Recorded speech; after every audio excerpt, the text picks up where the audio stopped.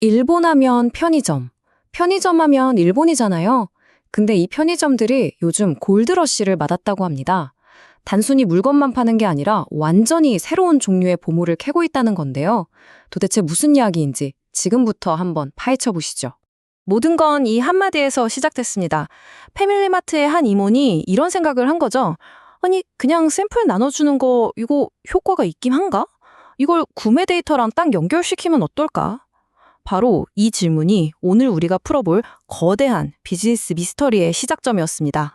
자, 그럼 그 미스터리의 첫 번째 조각부터 한번 맞춰볼까요? 시간을 거슬러 올라가서 2017년에 있었던 아주 이상하고 또 누구도 예상치 못했던 한 사업 제안에서부터 이야기는 시작됩니다. 때는 2017년 말, 소프트뱅크의 손정혜 회장이 정말 깜짝 놀랄 만한 제안을 하나 합니다. 그게 뭐였냐면 편의점 체인인 패밀리마트를 같이 경영하자고 한 거예요. 이 말을 들은 패밀리마트의 모회사, 이토추 상사는 발칵 뒤집혔죠. 자기들한테 패밀리마트는 보물 같은 존재인데 그걸 같이 하자니요? 그래서 단 1%도 못 준다고 딱 잘라 거절했습니다. 바로 이 지점에서 두 거인의 생각이 완전히 달랐던 겁니다. 이토추는 편의점이라는 오프라인 매장에서 나오는 물건 파는 이익을 본 거죠. 뭐 전통적인 관점이죠. 하지만 손정혜 회장은요? 그는 편의점에서 물건을 사는 고객 데이터야말로 진짜 보물이라고 본 겁니다. 같은 편의점을 보면서도 한쪽은 현재의 이익을, 다른 한쪽은 미래의 데이터를 보고 있었던 거죠. 엄청난 시각 차이 아닙니까? 자, 그럼 여기서 당연히 이런 질문이 나오겠죠. IT 업계의 거물인 손정희는 그냥 동네에 있는 평범한 편의점에서 대체 뭘 본 걸까요? 어떤 보물을 받길래 그런 제안까지 했던 걸까요? 이게 바로 오늘 이야기의 핵심입니다. 이 질문에 답을 하려면 잠깐 시야를 넓혀서 그 당시 전 세계 오프라인 상점들이 어떤 위기에 처해 있었는지를 좀 볼 필요가 있어요. 정말 절박한 상황이었거든요. 당시 소매 업계에는 이런 살벌한 말이 돌았습니다. 바로 아마존에 의한 죽음. 이름만 들어도 정말 무섭죠. 말 그대로 아마존 같은 온라인 공룡들 때문에 오프라인 가게들이 다 죽어나간다는 그런 실존적인 위협을 표현하는 말이었습니다. 그리고 그 위기의 중심에는 바로 쇼루밍이라는 현상이 있었습니다.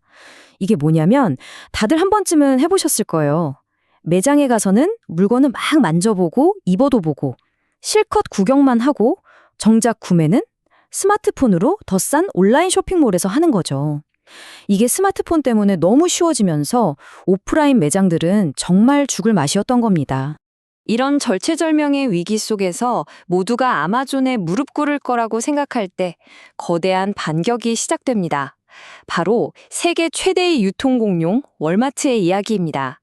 월마트는 어떻게 이 위기를 극복했을까요? 월마트의 변화는 하루아침에 이뤄진 게 아닙니다.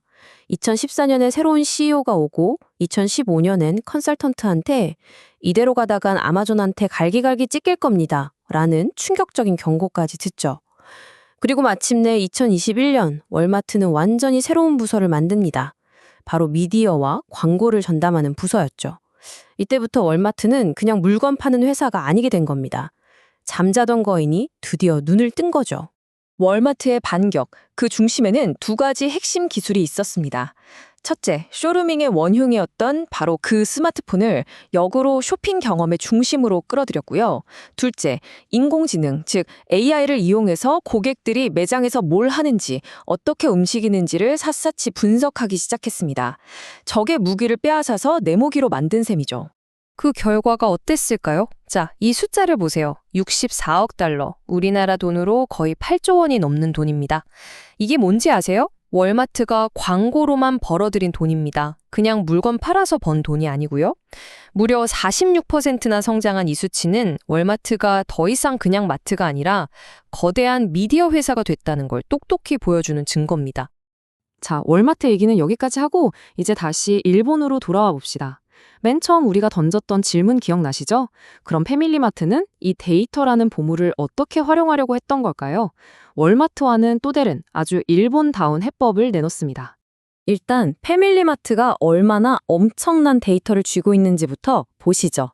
자사회원뿐만 아니라 다른 슈퍼마켓이나 드러그스토어랑 제휴해서 확보한 고객 아이디가 무려 5,500만 개입니다. 일본 인구의 거의 절반에 가까운 숫자죠. 정말 어마어마하지 않나요? 이 엄청난 데이터를 가지고 패밀리마트가 내놓은 아이디어가 바로 1인 실험입니다. 자, 한번 보세요. 첫째, 신제품 샘플을 공짜로 나눠주는 게 아니라 단돈 1엔에 팝니다. 둘째, 고객이 1엔을 내고 구매하는 순간 어떤 고객이 이 상품에 관심을 보였는지 데이터가 딱 남죠. 셋째, 이 귀한 데이터를 제품을 만든 회사에 제공하는 겁니다. 넷째, 제조사는 이 데이터를 가지고 다음 제품 개발에 활용하겠죠. 와, 정말 기가 막힌 생각 아닙니까? 공짜가 아니라 1엔 구매로 바꾸는 그 작은 차이가 모든 걸 바꾼 겁니다. 그러니까 월마트랑은 좀 다른 거예요. 월마트는 매장을 광고판으로 만들어서 광고 수익을 냈다면 패밀리마트는 한 단계 더 나아간 겁니다. 광고를 파는 게 아니라 고객의 구매 행동에서 나온 데이터 그 자체를 상품으로 만들어서 파는 거죠. 이게 바로 핵심입니다. 이 기발한 아이디어를 낸 사람이 바로 맨 처음에 나왔던 히키타 다이라는 사람입니다. 원래 모 회사인 이토추 상사의 IT 전문가였어요. 그러니까 편의점만 계속 봐왔던 사람이 아니라 기술 전문가의 눈으로 편의점을 본 거죠. 그랬더니 매장에 숨겨진 진짜 가치, 바로 데이터가 보였던 겁니다. 자, 그럼 이런 데이터 전략이 왜 그냥 똑똑한 아이디어 수준을 넘어서 일본 편의점 업계의 미래 그 자체가 될 수밖에 없는지 그 배경을 좀 더 들여다보겠습니다.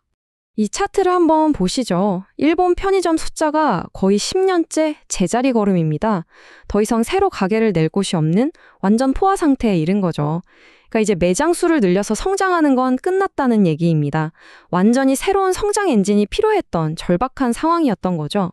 그래서 편의점의 비즈니스 모델 자체가 근본적으로 바뀌고 있는 겁니다. 예전에는 그냥 좋은 자리에 가게 내서 물건 많이 파는 게 목표였다면 이제는 이미 있는 가게에서 고객 데이터라는 새로운 가치를 뽑아내는 걸로 바뀌는 거죠. 성장의 동력 자체가 새로운 매장에서 기존 매장의 데이터로 완전히 옮겨가고 있는 겁니다. 이제 모든 퍼즐 조각이 맞춰지시죠?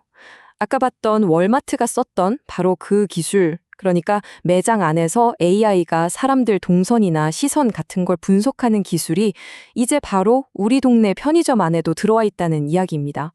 우리가 무심코 하는 모든 행동 하나하나가 빅데이터가 되고 있는 거죠. 자, 그럼 마지막으로 이 질문을 한번 던져보겠습니다.